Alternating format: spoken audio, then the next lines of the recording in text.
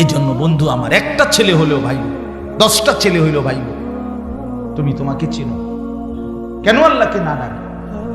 5 ওয়াক্ত নামাজ কেন পড়বো না? কেন পড়বো না? শুক্রবারে শুধু জুমার নামাজ 2 রাকাত নামাজ, আহা কত বদনসিব! শুধু 2 রাকাত জুমার নামাজ, শুধু এটুকুই পড়ে সালামটা ফিরেই আবার চলে যায়, একটা সপ্তাহ নামাজের ধার ধারে না। এই 2 রাকাত পরে সরাসরি আপনি যদি তার কলজাটা খুললে চান, এই যে এই 2 রাকাত যে পরে সপ্তাহে, এটা আল্লাহর জন্য পড়ে না, কোনোভাবেই না। যেই নাফরমান পুরো 1 সপ্তাহ নামাজ পড়ে না, এই নাফরমান 2 রাকাত জুমাও আল্লাহর জন্য পড়ে না। বলে তাহলে কেন পড়ে হুজুর? আমি কই কেন পড়ে? 2 কারণে পড়ে। এক কারণ হইল তার বেরিয়ে কইব, বোন এমন আবু জেহেলের ঘর করি, এই ডাকাইতে কদ্দুর শুক্রবারে পশ্চিম দিকে আসার খায় না, এরুম অজাতের ঘর, এরুম অজাত অসিব্যের ঘর করি, কলজাটা জ্বল্লা গেছে বই।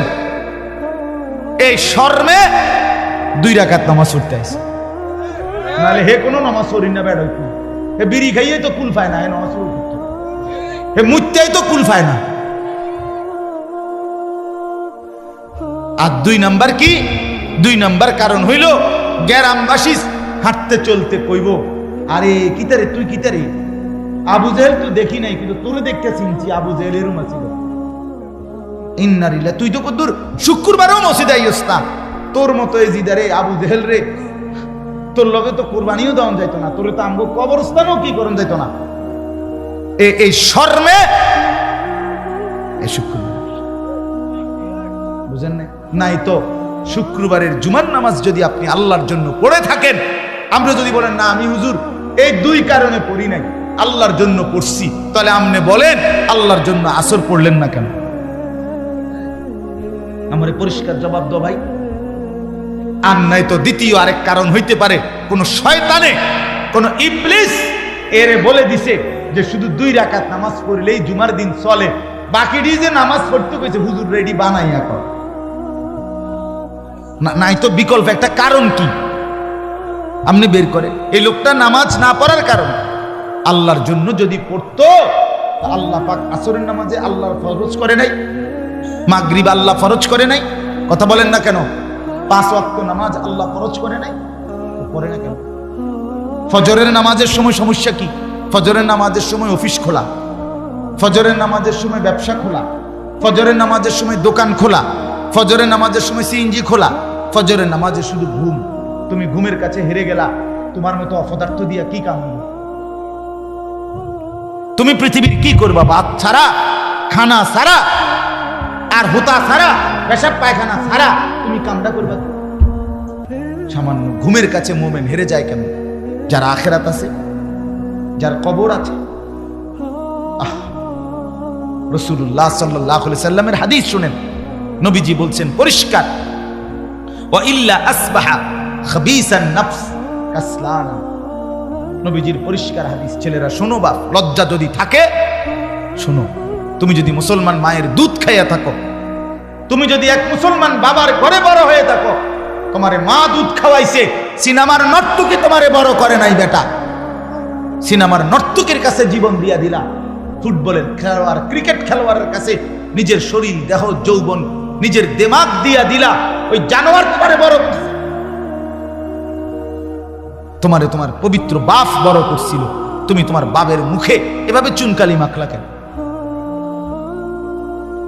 আল্লাহ রসুল বলেন, যে ফজরের নামাজ পড়ে না, কসম, সরাসরি রসুলের হাদিস, যে ফজরের নামাজ পড়ে না, রসুল বলে খাবিসান নফস, এটা সরাসরি খবিশ, খবিশ, খবিশ।